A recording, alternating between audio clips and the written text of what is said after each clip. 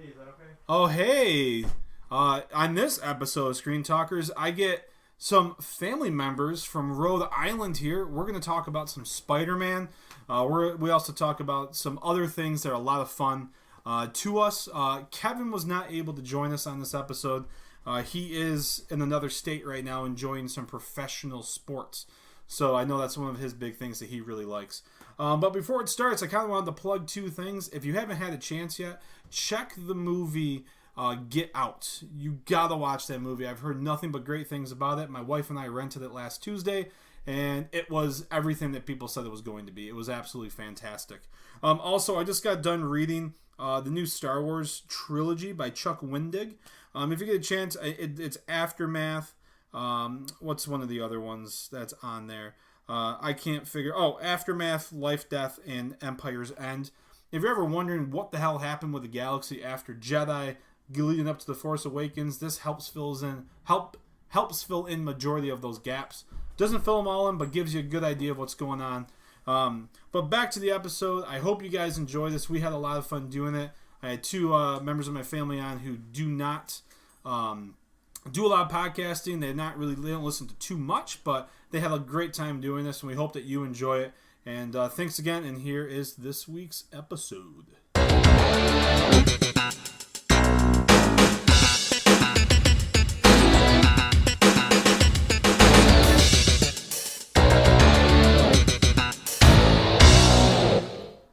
Oh, wow. It's Memorial Day weekend. It's the weekend of memories. Isn't that what Memorial Day stands for? Just about right. So, yeah. All right, sweet. Wow, this is exciting. This is a different type of episode. So, welcome. Thanks for letting me into your ears. So, we don't have Kevin this week.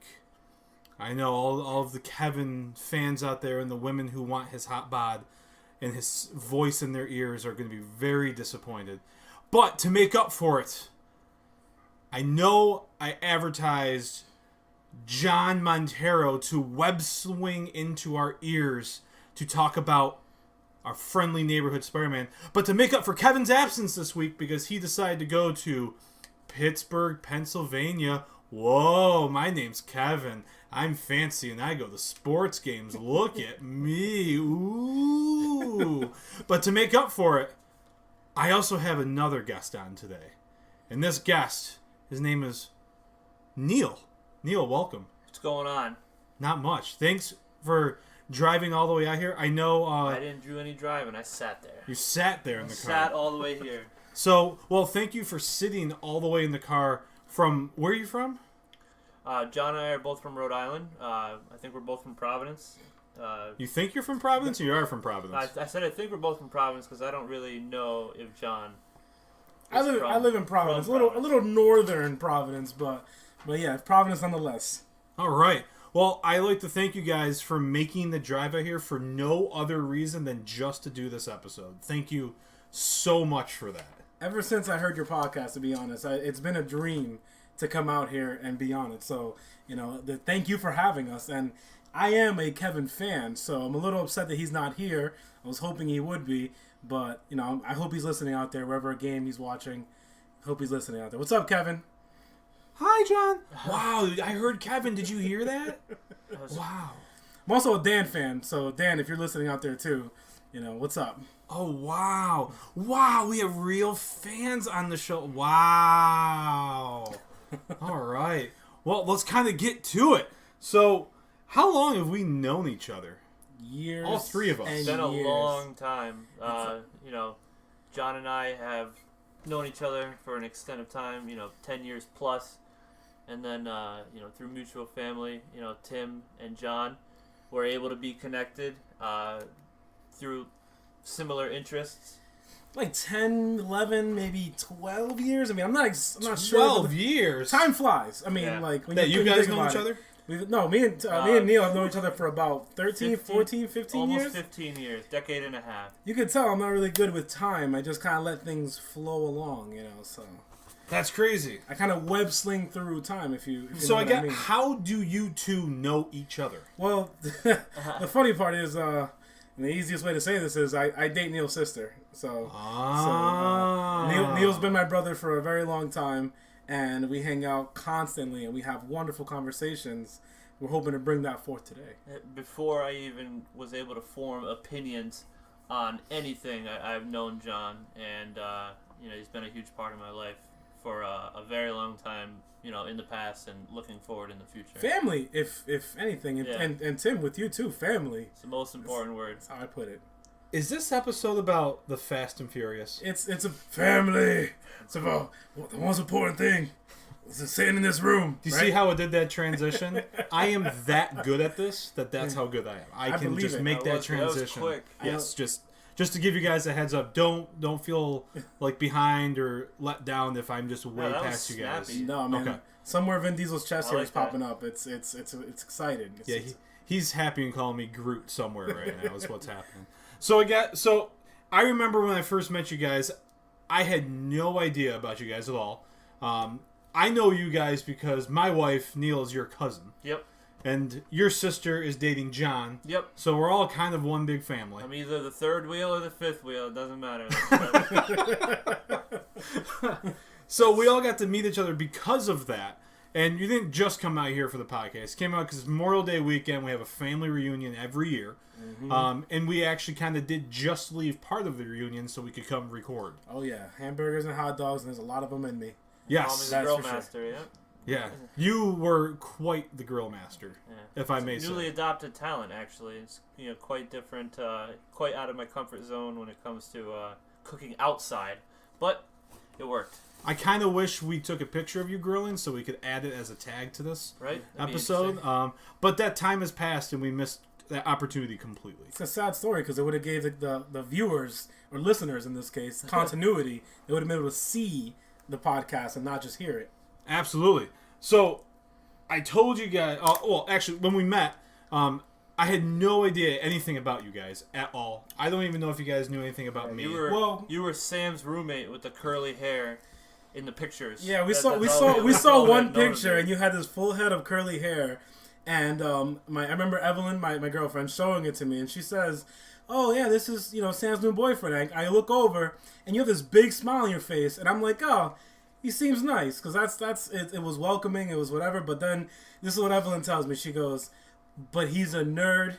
He likes movies and I forgot what else she said. But she was just like, you guys are not gonna get along," is what she said. These are her exact same words. You guys will not get along. The same words used on my end of the spectrum because my wife said, "This is Evelyn's boyfriend. I don't think you guys are gonna like each other because he really likes cars."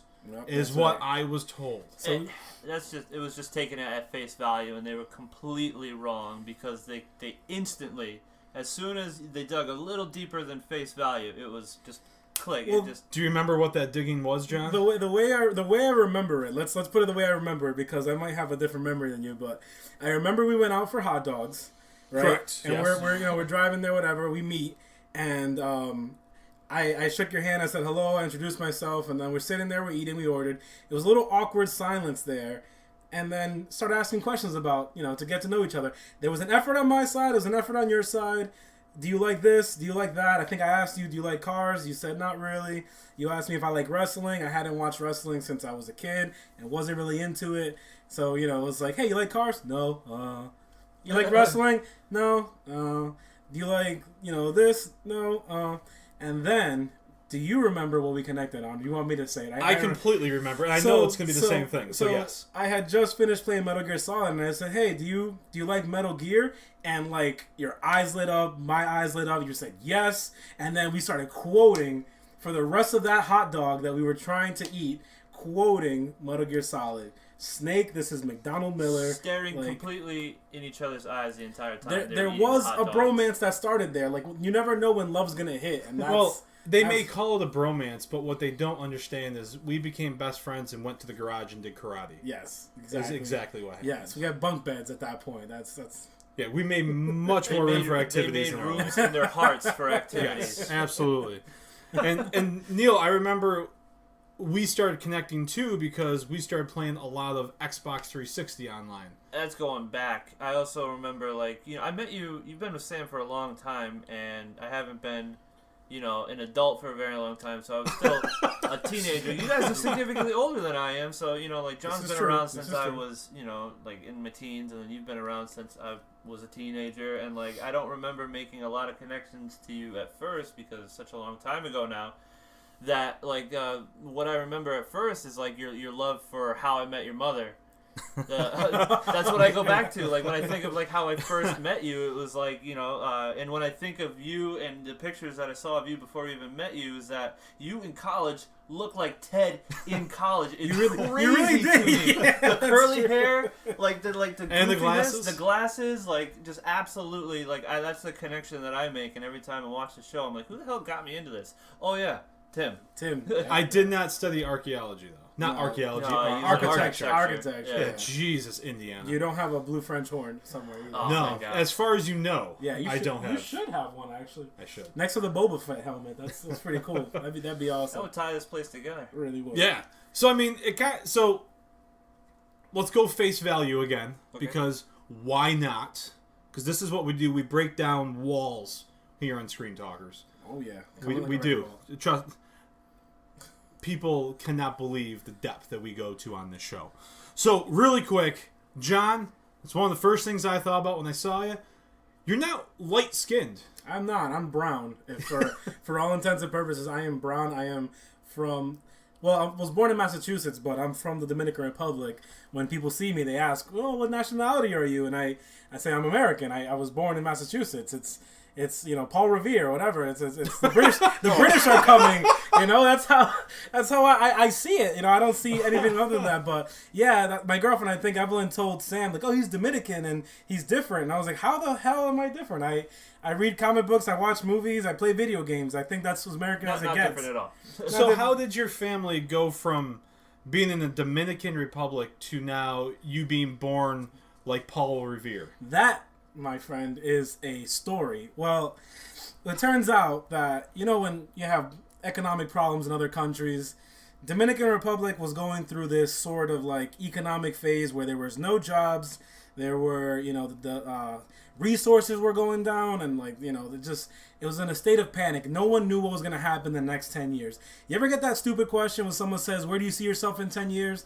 And, back in 1970, my dad got that question and said, I have no idea. So, they got their passports, their visas and everything ready, and they decided to make a better life here in America. So they thought, let's start off where everybody else starts off, Plymouth Rock. Let's go to Massachusetts and see what's up. We ended up moving to, my mom and dad ended up moving with my brother, who was already born in the Dominican Republic, ended up moving to Massachusetts and, having me trying to start a life for it. But the interesting part about it is when you migrate to another country, you usually stay there. They had me and then sent me back to the Dominican Republic. Whoa! What a twist! So it's like I'm that peanut butter Oreo where I'm brown on the outside and then white on the inside, and then they put me back in some brown. So I feel like like a peanut butter jelly sandwich kind of without the jelly, just peanut butter, cream, peanut butter again, browning it up. But what ended up happening was I stayed there for a couple of years until my parents got on their feet, because obviously when you're from a different country and, trying to find a job, trying to find a career, trying to start a life with zero money is a difficult situation. So on the flip side of that, funny story, I don't think I've told anybody this in the world. Well, everyone in the world is going to hear it now. That's why I was waiting for this moment to be able to broadcast. I won $100 million. No, to you guys, my uncle is my dad's youngest brother. Him and I share a middle name, Nicolas. And he stayed in the Dominican Republic during this depression. He stayed. He said, let me feel things out. Everyone else is fleeing. Everyone else is trying to have a better life. He stayed, and now he lives in a mansion. So apparently that economic struggle wasn't bad, because he just toughed it out. And he said it. He said it was tough for 10 years. He couldn't start a family, couldn't do anything, but ended up sticking it out, working as hard as he could. And, I think the country owes him a big debt, because I think he really helped the economy with trading sugarcane and like other vegetables. And I don't want to make it sound like that's all my country does, but that is what he studied: agriculture and what do they call the process of making food, whatever it may be. Food making? Food making-ology is what he studied in college. The less syllables, the better. If I can explain something. So my dad, I guess, was a scholar, and in school he studied as much as he could, and he got a bunch of scholarships. Traveled around the world. He went to Japan, Argentina, some other places in South America, Canada, and I don't know what about Massachusetts got him, but he ended up wanting to stay. So that is my story, and I'm sticking to it. Thank you for sharing that. You're very welcome. Because I didn't know that at all. I got emotional. Yeah. That was very It's interesting. I don't think that's gone that deep for me either. And we already said I've known you. It's like damn near 15 years, and just John's family's from the Dominican Republic. That's that's as far as it's gone before. Well, it's the way I look at it is a lot of people ask me if I feel like I'm Dominican. I mean, I speak Spanish. I dress and look a certain way, but like, do you remember in the Matrix when he plugs in and then first he was bald when he was released, and then he gets plugged into the Matrix and then he has that residual self-image. If I plug into the Matrix, I feel like I look like James Franco. Like that's how white I believe I am sometimes. So maybe that's why. Great job on turning that back to movies. I love movies. You were born for this. So you know. I hope so. I hope. So, that's an interesting fact about you, John. And Neil, so people can kind of get to know you a little bit, you actually served our country. Yeah.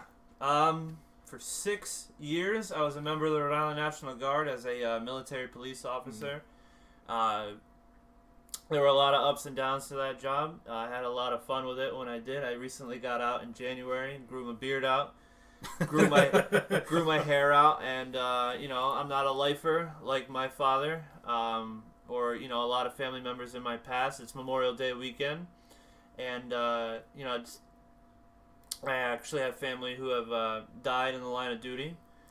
Got the Lieutenant Dan. So that's awesome. My grandfather Donald, who died when my father was 2 years old, who I've never met.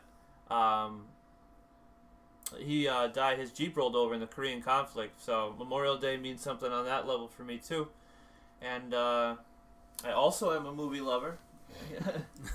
We don't quote movies at all together. No, never. Lieutenant Dan. But no, thank you for your service and for everything your family's done. You. And we honestly can't thank you enough. It's because of the sacrifices that you made allow dipshits like me to talk about movies. Stop it. Yes. No. The only thing I've sacrificed is time, I promise. That's not true. I remember you were overseas and we were out to Rhode Island. We went out to breakfast and we called you. I have missed a lot due to... And you told us you couldn't tell us nothing.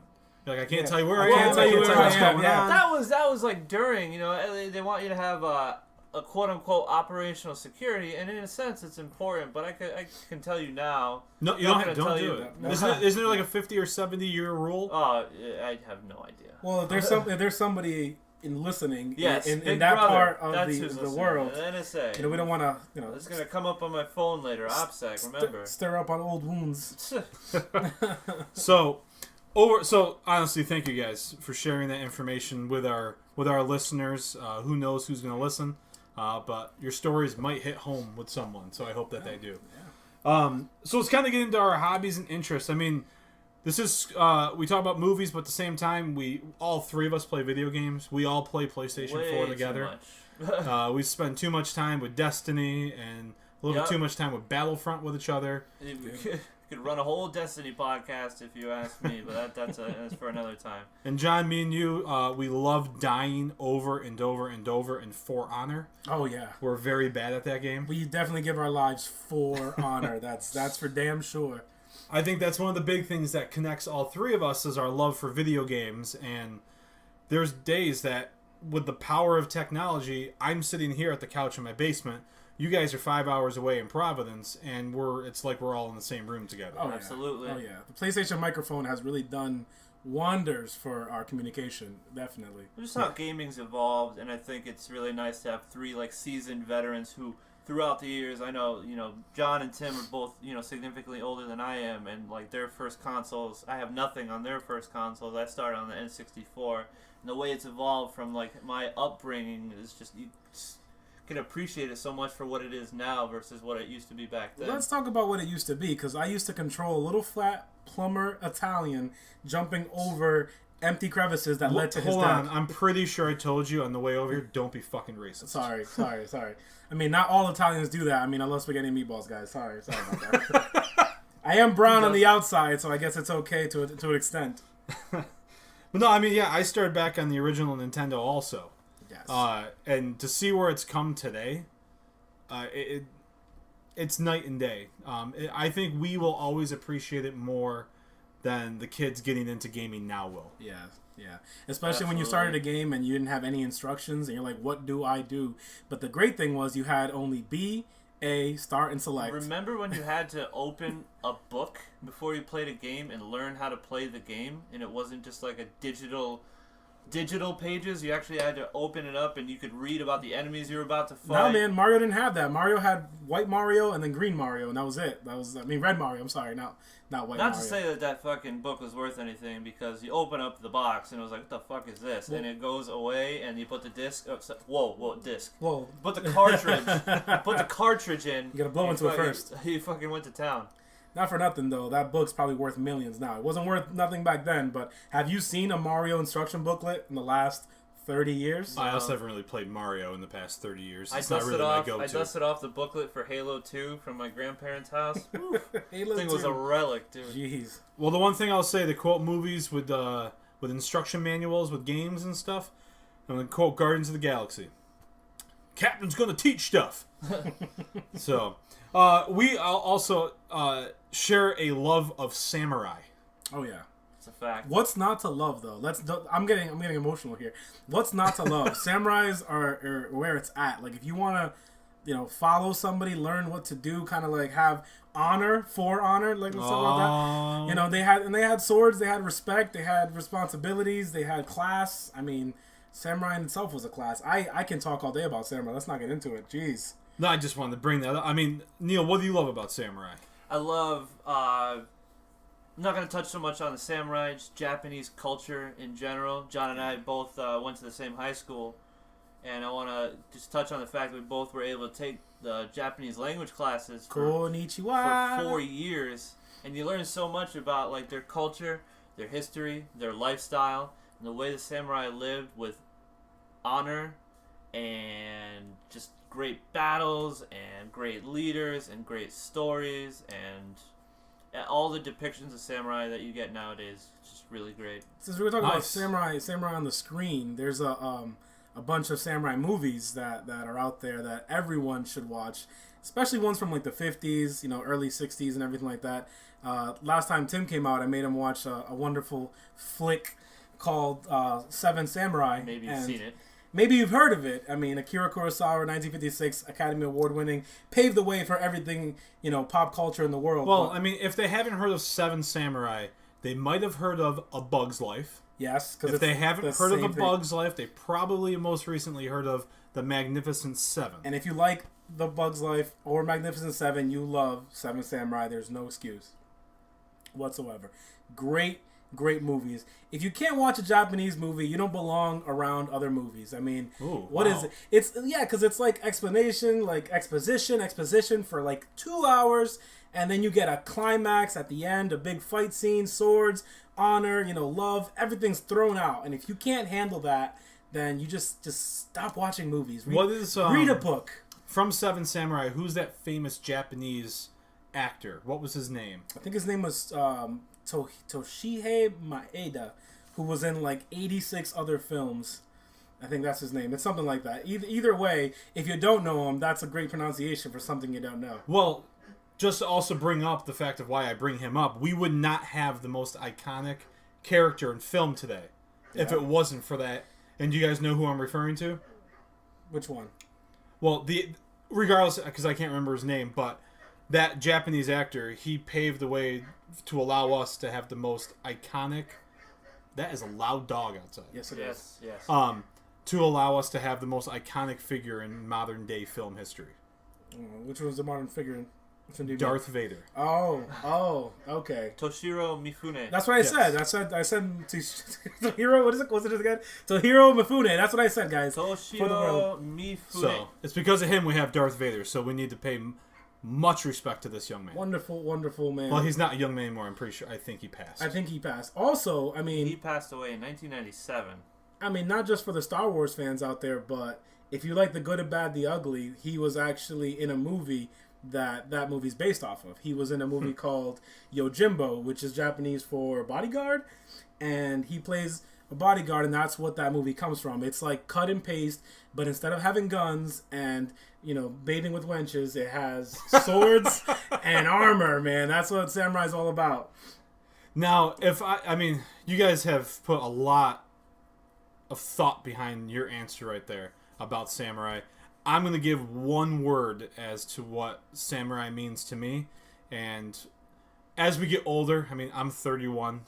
John, you're 30. I'm 30. Neil, you're what, 15?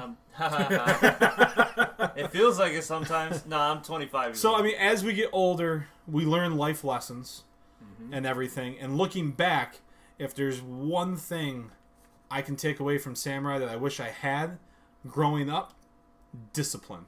Yes. That is the most important part. And it's not even just samurai. It's part of all Japanese culture, especially in the past.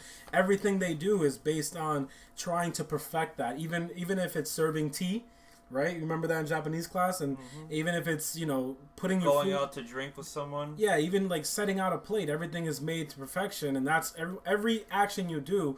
There's actually a book called the Book of Five Rings, written by Miyamoto Musashi, who was a real Japanese samurai warrior who wrote this book.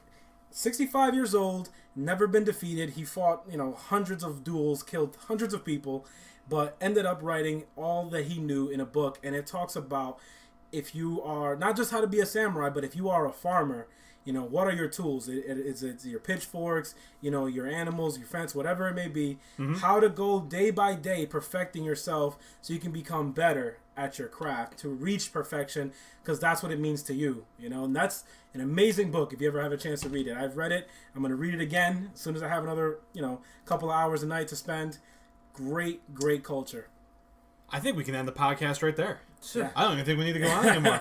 No, Part one, part two. I do have one other hobby I want to bring up, because it's the one big thing, John, that I thought was going to deter us from ever being able to connect. And it's cars. Yeah. You fucking love cars. I love cars. You love them so much. I do. It actually came from my dad. My dad was a mechanic, among other things. He has many jobs, but it's learning how to take something and fix it. When you're a kid, something breaks, you're discouraged. You're like, oh, I wish. What do I do? You get something new. It's not what you used to have, but being able to restore cars is kind of where I kind of got my mindset. So I've had cars before. I used to have one car that I got, and it was nothing. Can you imagine taking nothing and turning it into something? I feel like a pregnant woman when I say I have made life. When you take metal and you make a moving object that other people see and admire, it's a beautiful thing. Maybe I feel like I'm crazy here, but I love cars. Cars are where it's at. They get you from A to B, and they look nice. They're fast. It's just wonderful things. Nice. And you had races last week up in New Hampshire. Yeah, my buddy and we were working on a car, and it's funny because this engine in his car is blown at least 6 times. But I take care of his car when he's away. He's in the Coast Guard or whatever, and we've been building this engine, you know, turbo, all these other racing parts in it, and we've been working on it for so long. It's kind of like our bonding thing, and we finally finished it. Finally got it ready for the roadworthy. We took her out to New Hampshire to what we thought was going to be a kind of like testing and, you know, just a track day to get some time trials. Somehow it ended up being that we were in a tournament. So we did a pass, we won, we beat the guy next to us, and then we were in the next round, and we were so confused. What are we doing here? What's going on? Everyone's looking at each other. They called his name again. He did another race. He won. So that's how we spent the day, was in a tournament. We didn't expect it. This is how life works out. It gives you lemons, you make lemonade, and we ended up having a good run. We didn't win, but we came close to third place, and it was an amazing time. The only way we lost is because we blew the transmission, but that happens. It's a civilian hazard.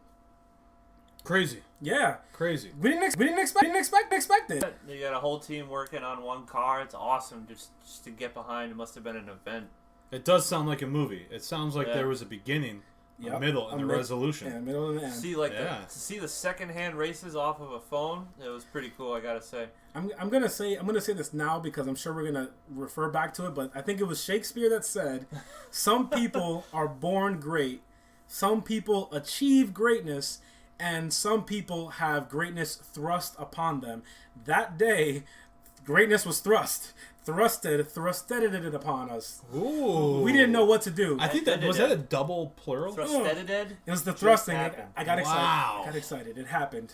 Whew. Okay, give me a second. I gotta work that word off you just did. You just right send that one up to Webster's, and wow, The great Shakespeare. we'll take all the royalties from Thrusted. Just let us know. Thrusted. oh boy. All right. Well, we are a half hour in, so Already, our really? cold open has gone much longer than we have anticipated. Yeah, man, that was just the beginning. So I told you that's what happens. We just get into rants. So let's get to the topic at hand. Yes. And that is our friendly neighborhood Spider-Man. Spider-Man. So to ask both of you, have you guys always been into comics and superheroes? If I'll go first, I just want to clarify that Spider-Man is not what I got into first, and it's not my favorite per se, but I am also not the SME. I am not the subject matter expert at hand. That's what we have John here for. Well, I mean, neither here nor there. I didn't go to like Spider College or nothing like that. But Okay, Mr. Spider Tingles. I grew up with one of the biggest nerds I've ever met. In my household as a kid. He was we had every comic book you could think of, and I was always around it. Would always pick through it every now and then, but I've never actually front to back got so involved with a character or a comic book such as Spider-Man or the Marvel Universe or the DC Universe. I consider myself sort of jack of all trades when it comes to learning about anything. It's very hard for me to hold my interest in one thing at a time. So I love to know about a lot of things. The same goes for comic book characters and comics and movies. Well, Fox kind of got me into it. So Fox had a Spider-Man animated series in the 90s, 1991 to 95, I'm sure. But, when I was old enough to know what cartoons were and appreciate them, this was on every day after school. So I lived 4 blocks away from my middle school. 4 blocks, it's not hard to walk. Even easier to run. So you'd get home and this show would be starting. It'd be Spider Blood, radioactive Spider Blood. We also watch this show every day, and it was a long running show. It had 8 seasons, 20 episodes a pop. That's a lot of content for Sounds someone. like the 1990s, if you ask me. Yeah, the Darkwing Duck, and you had that silly Bobcat thing with he was a cop. What was it? And Tailspin. I used to love that show. But Spider-Man's what did it for me. This guy was out there saving people's lives, being completely selfless, and being smart and funny while at it. So I was sold. And I mean, just to compare him to Batman, because everybody does, we know that. There was a Batman series, and it was on the WB, and that played all the time too. But I don't feel like it was that long. It was great, but it wasn't that long, and it was really dark. They had a lot of time chasing down bad guys and leads. So I've been into Spider-Man as long, since that was my start. Watching him as in cartoons. Never really read comic books as a child, but that we all know changed. Yeah. I love those animated series from the 90s into the early 2000s when they were super popular. The Batman one was one of my favorites, and then every now and then, like I said, it was kind of all over the place. Spider-Man, Batman, Gargoyles, you name it. I mean, anything animated series I had to do with superheroes, every episode would catch every now and then. Are you familiar with that series, Tim?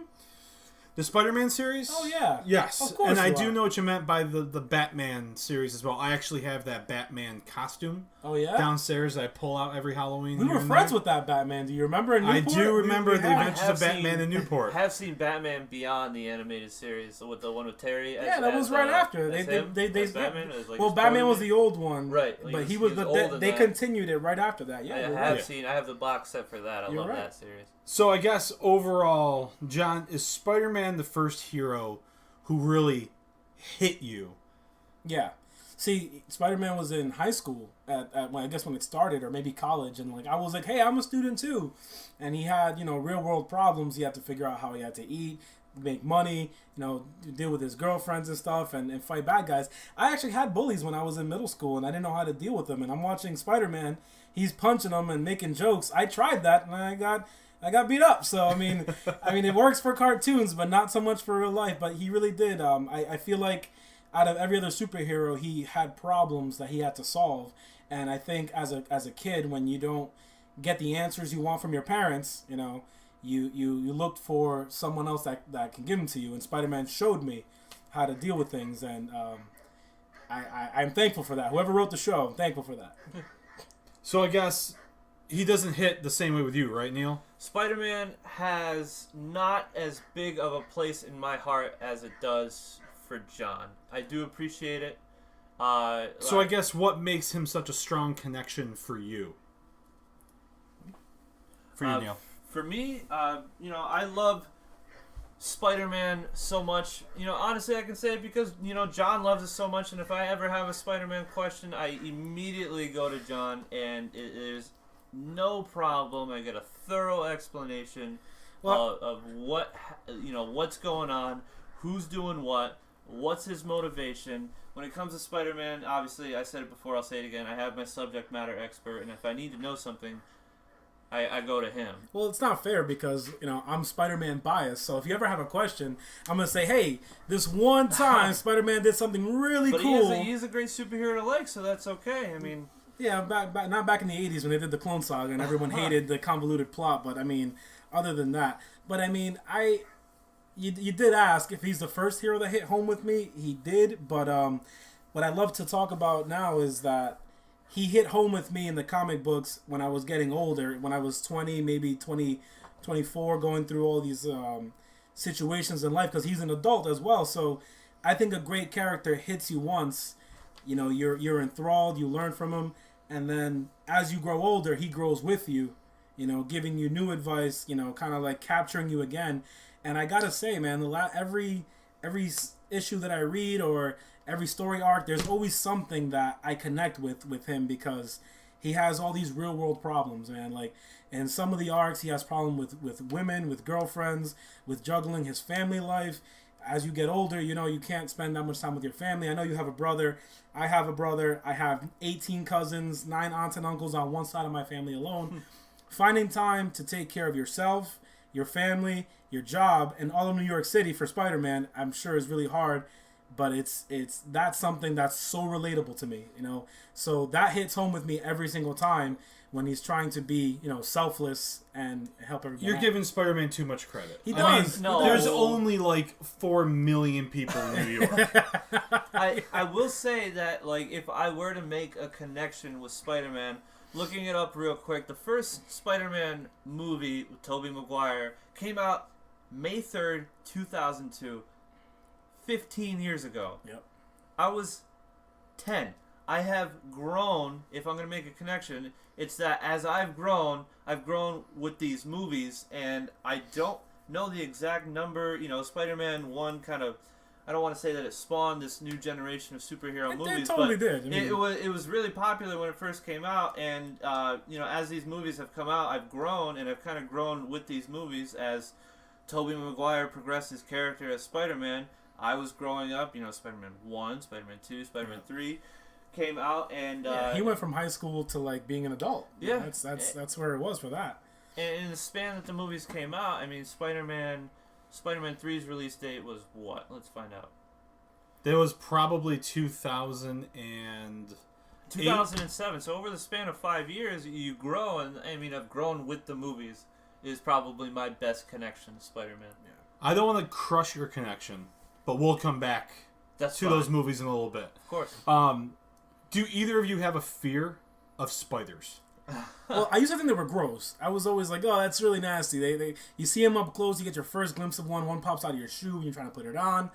Where are you putting your shoes? Well, I keep my shoes out in the foyer like Japanese people do, man. I've adapted the culture, and like I keep my shoes out in the foyer. You go outside and a spider pops out, you're like, holy crap. But I used to be afraid of them. I used to kill them, and then after reading a whole shit ton of Spider-Man for 10 years straight, I don't kill spiders. I'm not afraid of them anymore. They're just misunderstood. They're just trying to get home to bang Mary Jane. That's what they need, and I'm going to facilitate their life. I'm going to help them out. I'm going to save them. Save the spiders. Those fuckers don't stand a chance. Come on. You come in my house and you got 8 legs, I'm gonna fucking kill you. So, will you just always don't- take them out, or do you have a fear? You gotta understand the woman that I live with is an animal lover. She will take a spider in a napkin and a cup and release it back into the beautiful wonder and the wild blue But that's yonder. just as bad as killing them. I mean, their habitat is your house. Just let them take a corner. A dark basement is where they live, but they don't live in my house. I don't fear them. I just don't want them anywhere near me. You just don't appreciate them. It's so to speak. I love them. They're beautiful creatures, and they're definitely an interesting creature, especially up close. In terms of self-defense, they're pretty unique. The way spiders are and how they look is very interesting to me scientifically, and in that sense, I appreciate them. But I can appreciate them from a distance. Under the bottom of your shoe. Yes, usually. That's usually where they end up. So, jump back to our subject matter expert. What is your favorite comic series of Spider-Man? What is your favorite story arc that Spider-Man has been through? How much time do you have on this Oh show? my We're gonna God. Give us a we're gonna- rundown. Let me Just give us kind of like a brief. I might need a drink before this. I'm gonna. Well, I guess that means he has one. I do, and I have one at mine. And it's funny because we're on the Screen Talker show. This will relate. I love Civil War comic book series. Civil War was my favorite because of what it spawned. So I love the movie. Don't get me wrong. There's a lot of people out there that hate when you don't follow the comic book and the stories change. I'm not that type of person. If you make a movie based on something, if it's based, I'm fine. It doesn't have to be a carbon copy. It could be based on. That's great. I hope you guys agree. Civil War, the movie was awesome. I loved it. Enjoyed it very well. Thank you, Tom Holland. But the comic book series, to me, was so awesome. I read it. I was enthralled. I mean, obviously, Marvel has a bunch of characters that nobody cares about. But for the main cast, it did amazing things. Now, Spider-Man, to me, was the main focus of Civil War. And I'll tell you why. In regular Civil War, Spider-Man was chosen by Tony Stark to unmask. He knew that nobody knew who Spider-Man was, and he's the most influential hero in New York City, and he asked him to unmask in front of a bunch of people to start a Superhuman Registration Act, right? So Spider-Man... Sounds like X-Men 2. Basically. My favorite X-Men. So he goes and unmasks, and it's a crazy sequence. He does a press conference, the president's there, and he says these words, right? He says, "My name is Peter Parker. I have been Spider-Man since I was 15 years old." Because he's at this point, he's probably like 24 or something like that. "I've been Peter Parker since I was 15 years old," right? So imagine that in a movie. Imagine this whole situation happen. This is why this is my favorite part. Imagine this in a movie. Everybody in New York is watching this press conference to see Spider-Man unmasking, right? And it shows a little boy who is in Peter Parker's class. He's a teacher at this point. He's looking at his TV in front of his mom. "I am Peter Parker. I have been Spider-Man since I was 15 years old." Across the city is Peter Parker's aunt. "I am Peter Parker. I Spider-Man since I was 15 years old." Down the way, Peter's ex-girlfriend. Down another way, everybody that knows Peter Parker is watching this. And they show these in little pictures. You know how cool that would have been in a movie? Just flash, flash, flash. Now, here's the best part. Otto Octavius is in his room, stewing, watching the screen. "I am Spider-Man. I've been Spider-Man since I was 15 years old. I'm Peter Parker, 15 years old." He, in an outrage, destroys his apartment and goes flying out with his claws, running through the city. Boom, boom, boom. Runs to Peter Parker's school and rips down the walls and just tears in. Can you imagine how cool that would have been in a movie? Right? That scene itself. I love... I don't want to crush this passion that you have right now. Passion. I'm sweating. But if you think of our Marvel Cinematic Universe that we have today, every hero's identity is known. Yes. So True, that wouldn't yes. really... Spider-Man right now, in the whole Marvel Universe that I can think of, he's the only hero who you actually don't know. His identity is not known to the public. Yeah, he's not like, "Hey, I'm Danny Rand and Iron Fist. Is that his name? Is it Danny? It was Danny Rand. Danny Rand. He doesn't just go out and say, I'm a billionaire who fights people. Well, I take that back. Daredevil isn't known.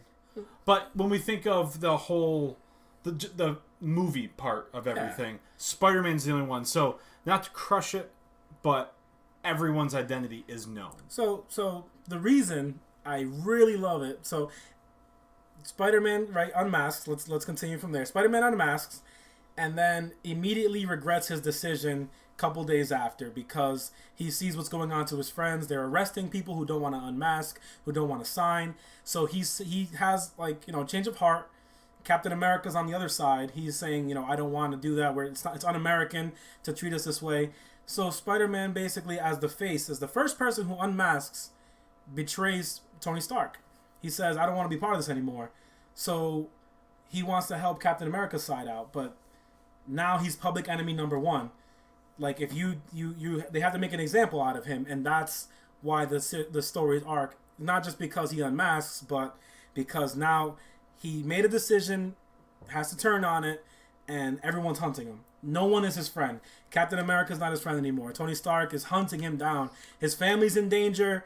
All these things happen to him. It's like this period in his life where he thought he was making the right decision, and it blew up in his face, and now everything that he had at stake is ruined. It's everyone's after him. For example, the Kingpin put a hit on Mary Jane. Mary Jane, someone takes a shot at her, sniper bullet goes through the window, it hits Aunt May instead. Devastated Peter. And that's an amazing series. If you ever have a chance to read it, it's a great, phenomenal, I cried reading this. Awesome story. All right. Well, yeah, you got passion with that, buddy. It's a great story. You definitely got some there. That would have made a great movie. It's like sitting around, when he talks about Spider-Man, it's like sitting around the campfire going, you're almost like your eyes glaze over, you're like, there's so much passion behind the love for Spider-Man, that hearing the stories that he's read and he speaks out to you, it's like, oh wow, is that really going on in that universe? Maybe I should get into that. Yeah, it makes me think that for Homecoming, you should have been a producer or a contributor in some way. Sat on a panel somewhere. Absolutely. I think it's hard to make movies, and they do a great job. A lot of people like to give them flack, but when you make a movie is a genre, a medium of art. You have to follow rules, beginning, middle, end. Like Tim said, beginning, middle, end, and it needs to be cohesive. It's easier in comics. I'll come back to why I think this Spider-Man would be good story-wise. Yeah. And how Civil War I didn't like for a certain reason, but then when I saw the second Homecoming trailer, I enjoyed Civil War so much more. We'll go into that in a little bit. Yeah. But John, let's get away from story for a second. Got it. Favorite villain? Peter Parker. Peter Parker? Yeah. You think he's the best villain? Peter Parker is... Someone asked me one time, a couple months ago, they said... First off, was not expecting that. Yeah, that's a curveball for me too, man. Was not expecting that, so I am... It's hard-hitting here on Screen Talkers. So... Somebody asked me, who is Spider-Man's greatest villain? They asked me, for a friend, he said. And I told him, he goes, Green Goblin? I go, no. He goes, Octavius? No. Peter Parker. And he says, why is that? If you're thinking about Spider-Man as a person, the comics have done this for me. The comics make Spider-Man and Peter Parker a different person. Peter Parker is a problem for Spider-Man because he's a human. He has problems. He needs money. He needs attention, relationships, and everything. It's hard for him. So it's almost like it's a dual personality. Do you remember in the second Spider-Man movie when he loses his powers for a little bit? He's in the car with his grandfather. His uncle. Oh, wow. Just forgive me for saying that.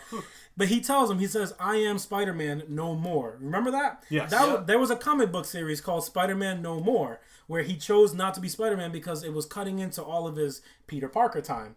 Now, on the flip side of that, there was a comic book series called Peter Parker No More, where he kept the suit on 24/7, patrolled the city, and he did so much to help the general public, right?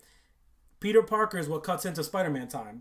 You said something on general public? General public, salute.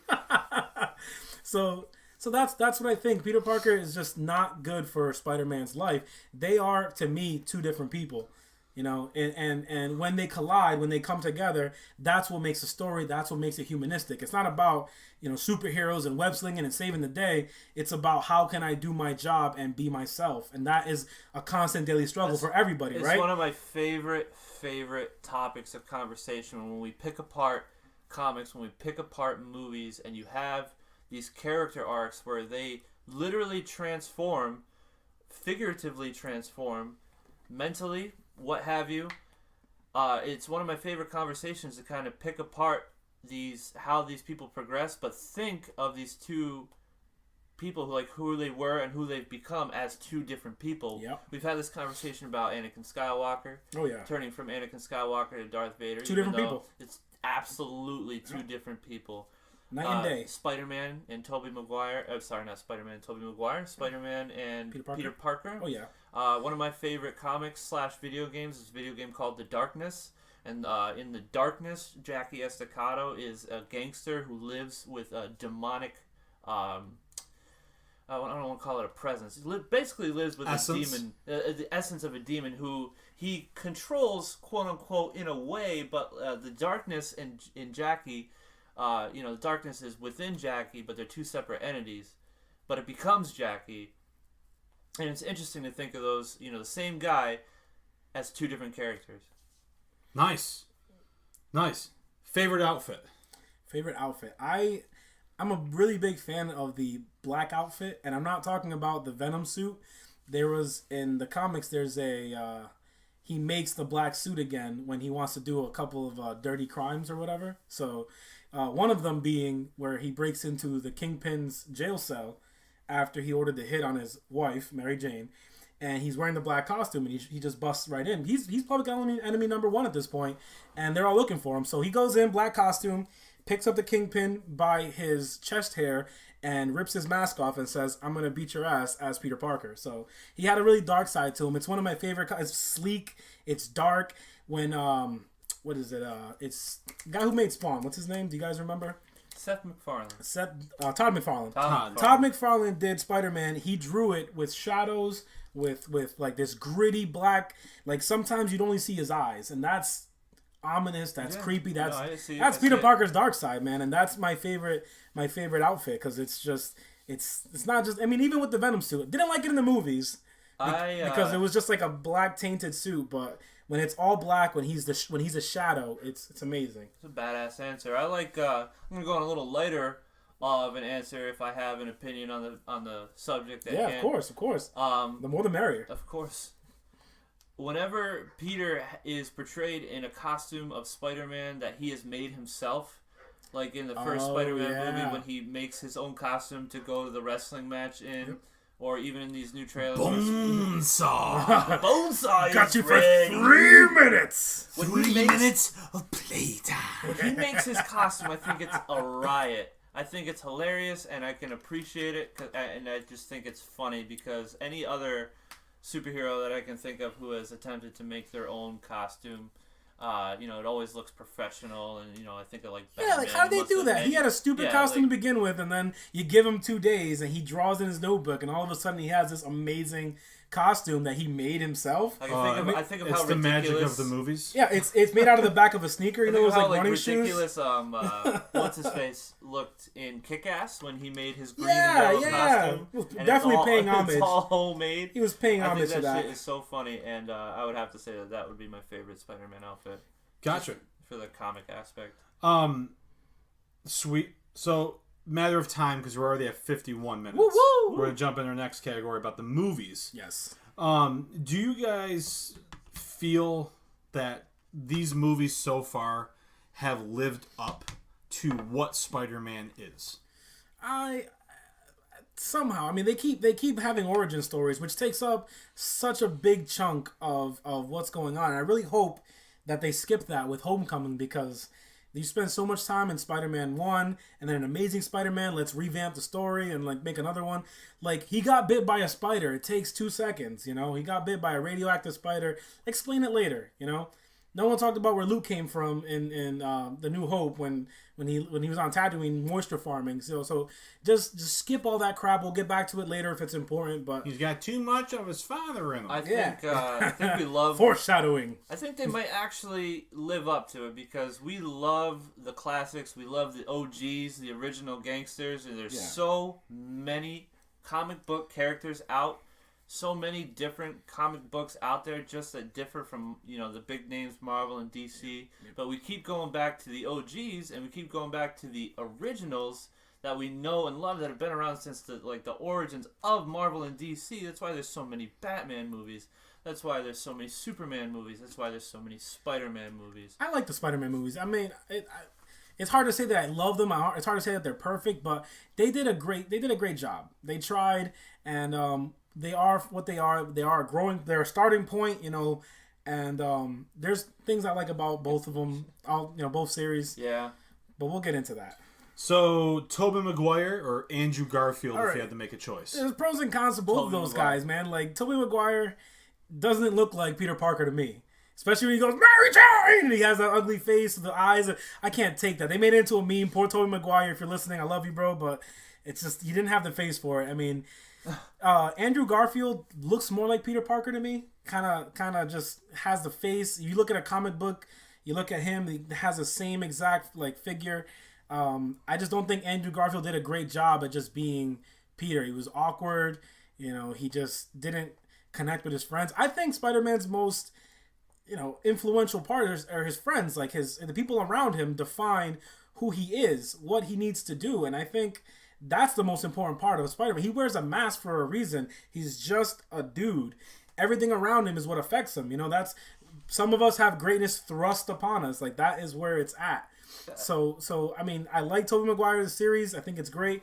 Andrew Garfield did a decent job, but he was just weird. Tobey Maguire, because Mary Jane. When you see a popular actor on screen, you expect them to act, according to the role that they've been given. And Tobey Maguire acted the shit out of that fucking role. He tried 3 movies, and then tried. It's like when Andrew Garfield came around, they were like, "All right, Andrew, just be your fucking self.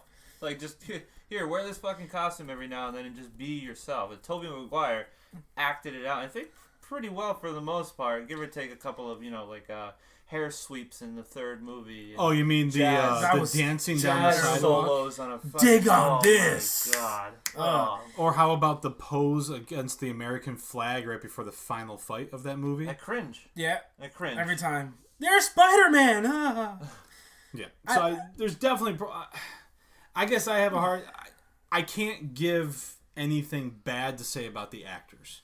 Yeah. Because they were chosen to do a role. They went into auditions. Yeah. The people who did the casting and the directing both said, this person is the right person for us. I have a big problem sometimes when I talk about, the word hate gets thrown around all too often, where, people are like, I hated Tobey Maguire as Spider-Man. I hated Andrew Garfield as Spider-Man. Yeah, man. Really? You hated him? You gotta give him a find chance. Like a single aspect that you might have appreciated in either of them portraying one of the nation's most favorite superheroes? I think you might have been able to. So this is the problem. Origin stories, right? Peter Parker was made back in 1950 whatever. He was made back in the time. He was eating pancakes, and they're called wheat cakes at the time. And he was a nerd. He had the pencil pocket protector. He had the glasses. How do you translate that to 2002? You can't. It's hard. The Tobey Maguire guys did a great job. He did a great job of showing what a nerd, a smaller guy, was and being picked on. He did a great job of that in a movie. Andrew Garfield's team, they made a social outcast, I guess he was, because he wasn't really a nerd. He was still a good-looking guy. People were talking to him. He knew everybody. He was just awkward. Yeah, awkward. And that, I guess that's what they translated it to for nowadays. That's what nerd is, socially awkward, because everything nerd is mainstream. You can love Star Trek now. It's cool for everyone. Cool to be a nerd now. Yeah, Chris Pine did it, and it's okay now. But I think that's where the pros and cons lie, where the translation is. So stop freaking doing origin stories, and let's get to the show. What I will say about these movies that I think that did a great job is before we had the 2002 movie, I think the last live action Spider-Man was that TV show that was filmed in Los Angeles. What? There was a really bad Spider-Man thing. It looked horrible. Jeez. I know Neil's looking up right now because our main computer froze and shut down, so we can't bring it up on the big screen. But there was an old, it might have been 80s, type in like Spider-Man TV show, 1980s. Yuck. 1977, possibly? Yeah. Yuck. 1977 film. No, not okay with that. So, but it was bad. So, Get it. I mean, think about that old picture you saw of Hulk and Thor standing next to each other from the 70s. I like that picture, and I saw that episode, man. I was impressed by it, but I mean... But with it, though, you see how superheroes were viewed prior. Yep. In 2002, if it did anything... Yes, that's the Spider-Man. Well, that is amazing. So, but when you think about in 2002, It's the web.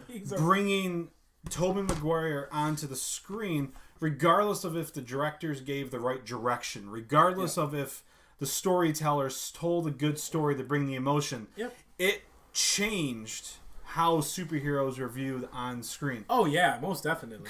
I mean, we had X-Men prior to that in 2000, but there's lots I could say about that movie, but we're not going to. But the Spider-Man showed me, like, hey, they're not just superheroes. It goes back to what you guys said. These are normal, everyday people. And I truly could feel that at the very beginning of Spider-Man when he runs after the bus. Misses the bus. Flash is giving him a hard time. We've all had that. Like, all of a sudden, I'm used to seeing the Wolverine on screen. And it's like, this is just a big, buff guy who beats the crap out of people. And all of a sudden, Spider-Man... Here's a guy I can see walking down my hallways, or potentially myself. People like it when they can relate to characters, absolutely. Because then you feel the struggle. So at the end, when Goblin took Mary Jane and hung her from the bridge, like I felt that emotion. And so that was more to me than anything else. So I'm glad we all agree on that. But that's Tobey Maguire. That's Andrew Garfield. What were your first impressions on Tom Holland in Civil War?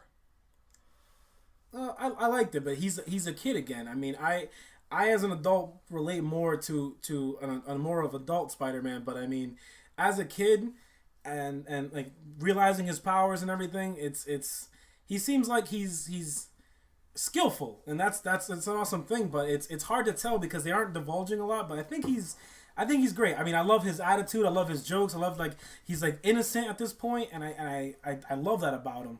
Because like one of the things that I did like about Tobey Maguire's Spider-Man was that he was selfish. You know, when he let the guy run by him and then his uncle gets killed for it, and then has every reason to be a bad person but isn't.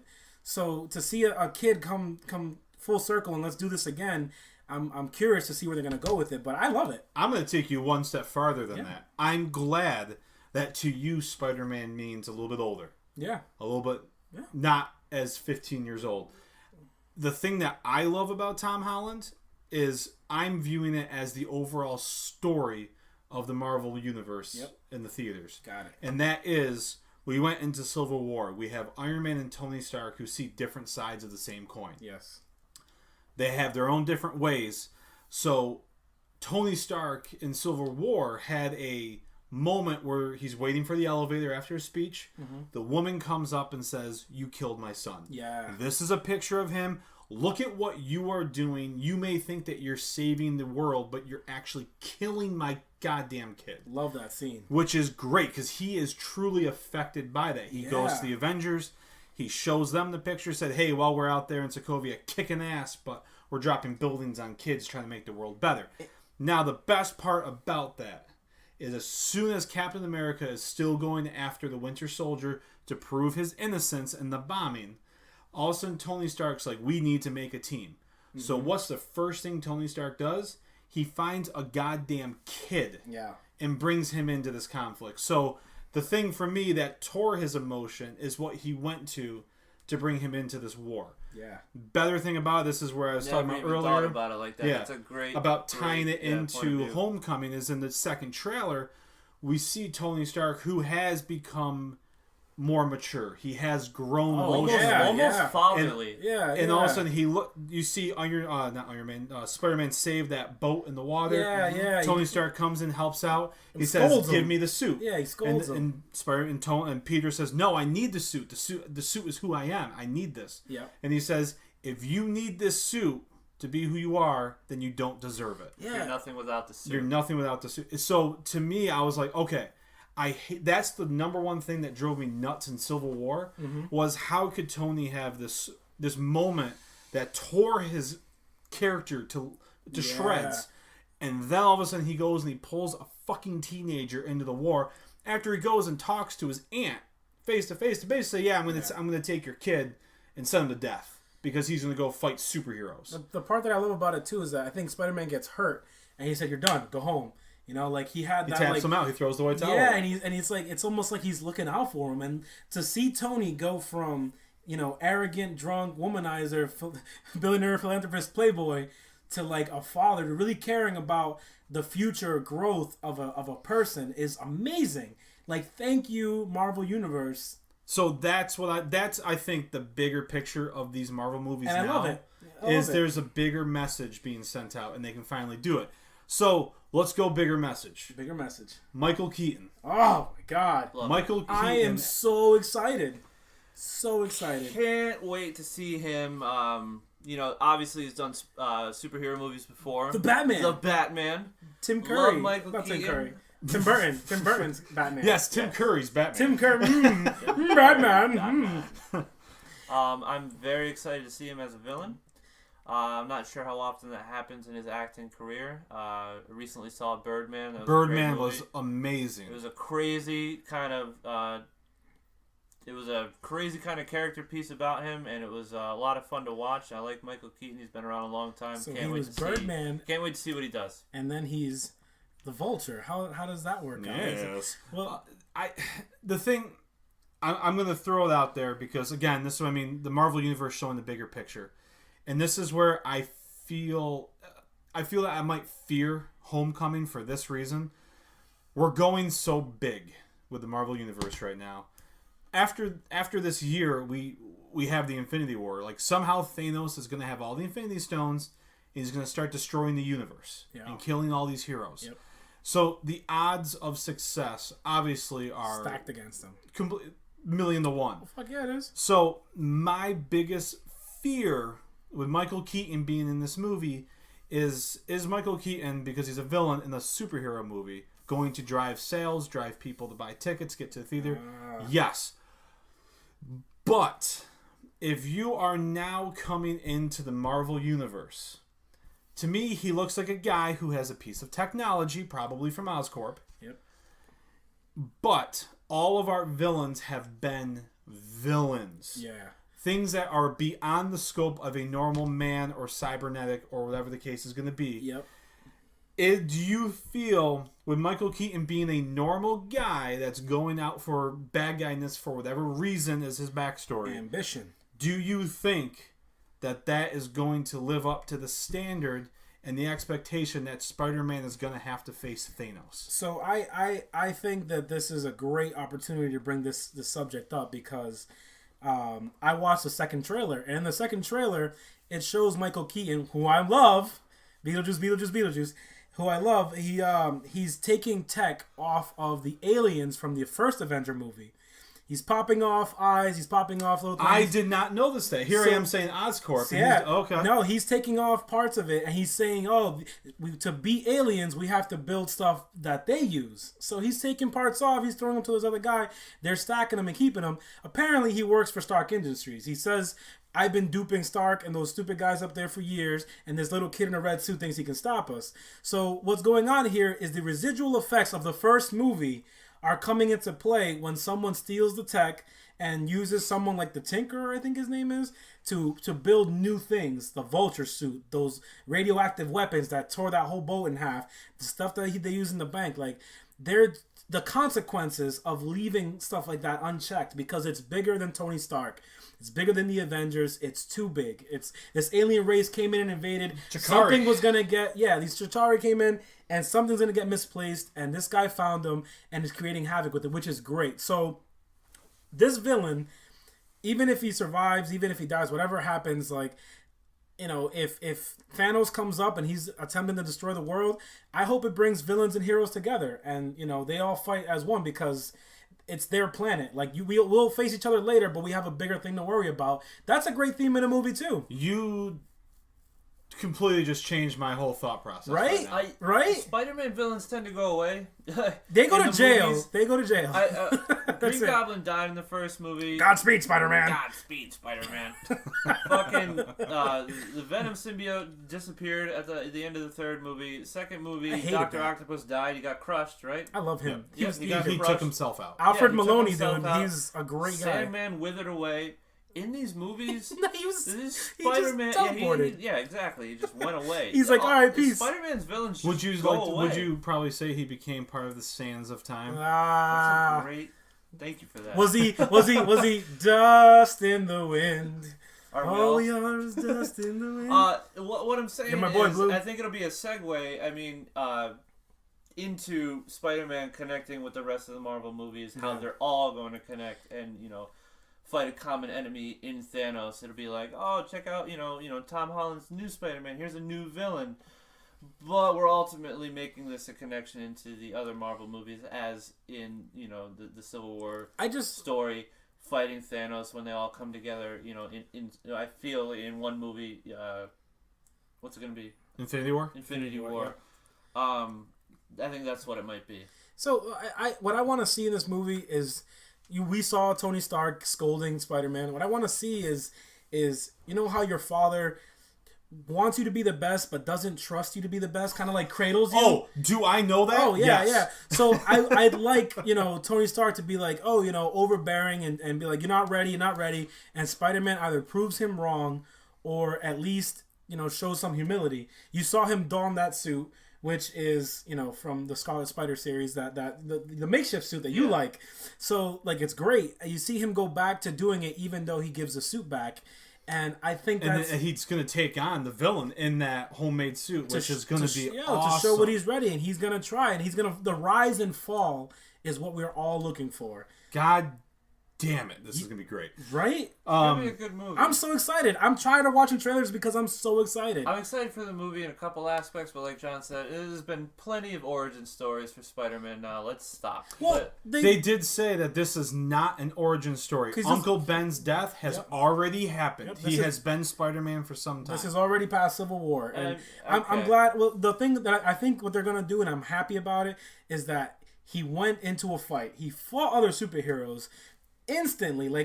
He was just doing petty crime, saving people here and there. He went into a full-blown battle with all the Titans, and he's going to come back home, be super excited. You saw him talking to his friends. I'm Spider-Man. Yeah, this guy was crazy. Oh, Captain America, do you know that guy? Yeah. stole his shield. I stole his shield. You see him do that, and he's like a kid with a new toy, showing it off. He's completely arrogant. He thinks he's invincible. We need to see that in the beginning. That is the rise, and I can't wait to see the fall. And I loved Michael Keaton as Beetlejuice. I loved him as Batman. I know he can do the hero. He can do the villain. When he said, if you mess with me, I will kill your family, and he smiled, I believed it. Not because he's a psychopath, not because he's insane or whatever. He's ambitious, and that is dangerous. When a man is focused and you are a man and you have the power and you are focused, that is a true villain. So I'm hoping the Vulture, who sucks in the comics, is going to be, this a heavyweight. It can show how a normal man can go from being normal to bad in just the circumstance. Michael Keaton's got that look. I love him. He's got that look. Where, I love him. Where we've seen Shutter Island, yes? Yes. Leonardo DiCaprio. You see Leonardo DiCaprio on the street. Yeah. Leo plays a psychopath in that movie. And you're like, Leonardo DiCaprio, you see him walking down the street, you're like, that guy's not crazy. He just played a crazy guy. Played a crazy person. See Michael Keaton, yeah. On the side of, walking down the street, you're, one, oh, holy shit, that's Michael Keaton. But, like two, like, hey, that guy might be a little fucking nuts. That guy might be crazy. They did a great casting for him. I think it's going to work out wonderfully. So we're going to stop Michael Keaton talk right there because I think I got the right erection that I needed to. I want you to tag him. I want you to tag him in the post and say, hey, Michael Keaton, come on down to New York, Providence, Rhode Island. Let's go. So we're going to slowly start to wrap things up a little bit. Yeah. How do you guys feel about Tom Holland finally being the first Spider-Man who does his own stunts? That cool backflip he did in the trailer was impressive, and I love it. Andrew Garfield's parkour was impressive, and I thought that was great and gritty for that movie. But to see this kid just bouncing off of walls like that. It's impressive, man. I gotta say I love it. I definitely have an appreciation for guys who might be able to do all their own stunts, and also movies that don't include so much CGI. I just saw Guardians of the Galaxy #2. Don't say too much. This guy hasn't seen it yet. I haven't seen it yet. No, but like I did what do a I'm whole getting spoiler at is that episode the entire thing is just CGI. It's just CGI. Didn't take away from me though. I understand, but like I have that appreciation. But this guy is giving not only realness. He's not only giving his time. Tom Holland's giving his body because he's been training to look like him. He's been studying on him and everything. Like I think that's a great dedication. Like I mean, method actors are a thing that has been around for a while, but like that kind of dedication should be honored, man. You are a samurai, Tom Holland, and we adore you. John's a huge fan of kung fu movies. And those guys do all their own stuff. Jackie Chan, man, I love Jackie Bruce Chan. Lee, He's broken his body nuts. over 1,000 times. So we're gonna make a comparison in an extreme. I mean, the guys used to do it back then, doing your own stunts. But Bruce Lee today. never got hurt. He just hurt other people. That they had dedication. They deserve it. That of a kung fu movie fighter. So what I like though about Tom Holland doing his own stunts is these stunts, as I recently found out, have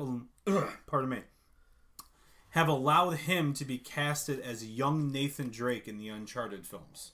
They're going to be coming out. I hope he can shoot. I hope he can shoot from barrels. I'm just kidding. So that's where Tim is the subject matter expert. I might set this one out. I love me my Uncharted. So Nathan is very physical. He's jumping. He's falling. Climbs a lot, right? He's climbing. Yeah. He's doing a lot of acrobatic stuff when you're playing the games. While having great hair. But Tom Holland, he looks just like young Drake in the games too. Yeah. When the games flash back, I see Tom Holland. It makes sense. Yep. So, and he did all the same stuff. And when you flash back to the younger version. So, I think this is going to be a great fit for the Marvel Universe. Yeah. I think they have a great talent in. He's very open. He is positive. And he's willing just to smile. And I have already loved the fact that I've seen him going to hospitals and visiting kids. Nice. So, the fact he's already doing this and he's jumping, cartwheeling, flipping through the hospital hallways. Yeah. So I just think it's a new, fresh look. I think it's going to be great.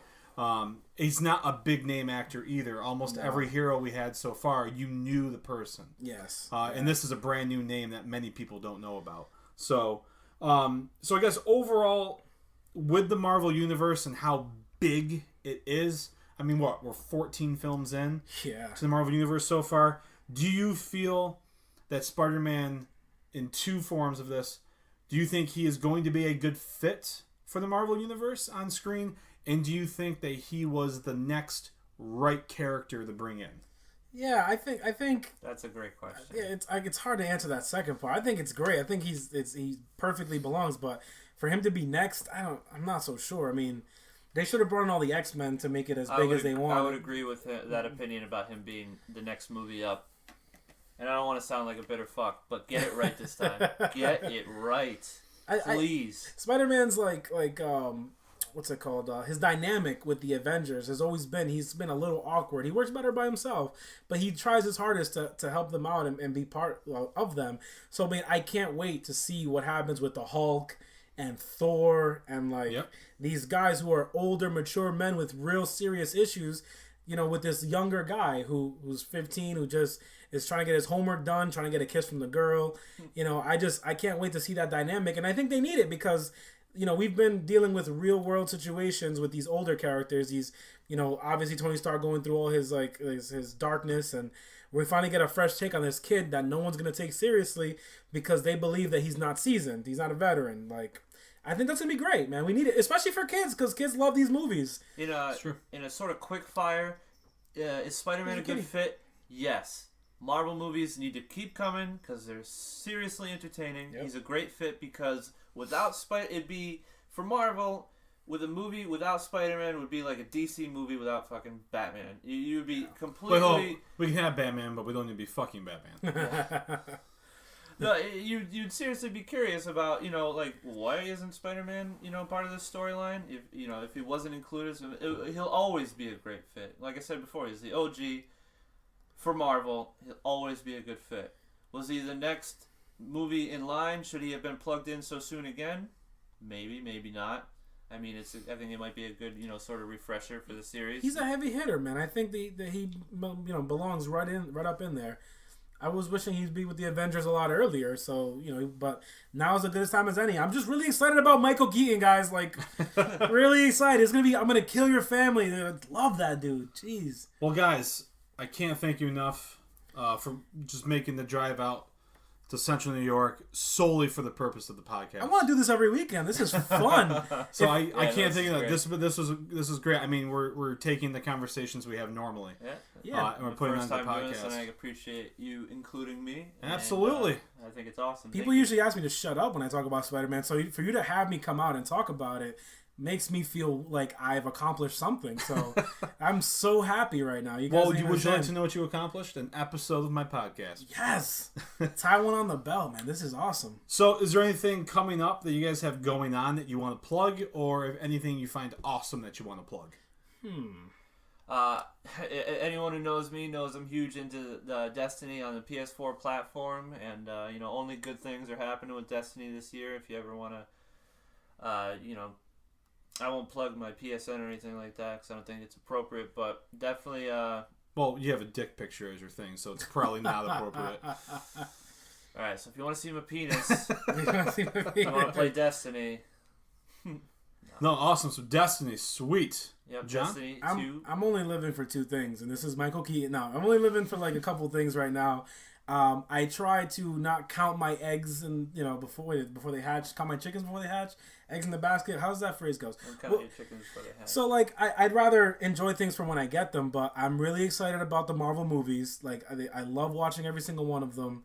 I'm really happy about that. Other than that, I'm just trying to get through life and enjoy it all, man. I mean, so many movies. I mean, there's like 7 samurai movies I haven't watched yet. I have waiting on my list, and Star Wars, The Last Jedi, man. I hate watching the trailer because I'm really excited, and nothing gets me excited. I know you could run through another hour and a half. I know for the last hour. A scene from Star Wars, man. For the last hour, all we talked about was stuff that excites me, but trust me, nothing gets me as excited as Spider-Man and Star Wars. Yeah. Well, awesome. I mean, yeah, those are great things going on. So, guys, thank you again for being on. It's much appreciated. Dude, thank you for having us, man. I feel this is amazing. Absolutely. It's been a lot of fun. It's been a pleasure having you guys here. So, as always, thank you for tuning in to Screen Talkers. We have many different varieties where you can find us now. I know. So exciting. You can find us screentalkers.podbean.com. You can find us on iTunes at the Screen Talkers Podcast, as well as follow us on Instagram at Screen Talkers Podcast, all one word. And now also, because I'm nifty difty and I'm learning technology, you can find video audio files of this on YouTube and Facebook. You can find us at Screen Talkers Podcast on YouTube and Facebook. In the event that you don't have an iPhone to get the podcast through iTunes, those are other ways to be able to find us there. But yes, thank you for listening. It's been a pleasure. Through all this excitement, I'm sweating now. It's been great. I need to go wash up. Let's watch Logan. We're going to go watch some Logan tonight. So thanks again for listening. It's been a pleasure. And make sure, whatever you do today or tomorrow or whenever it is that we're in your headphones, wash your hands.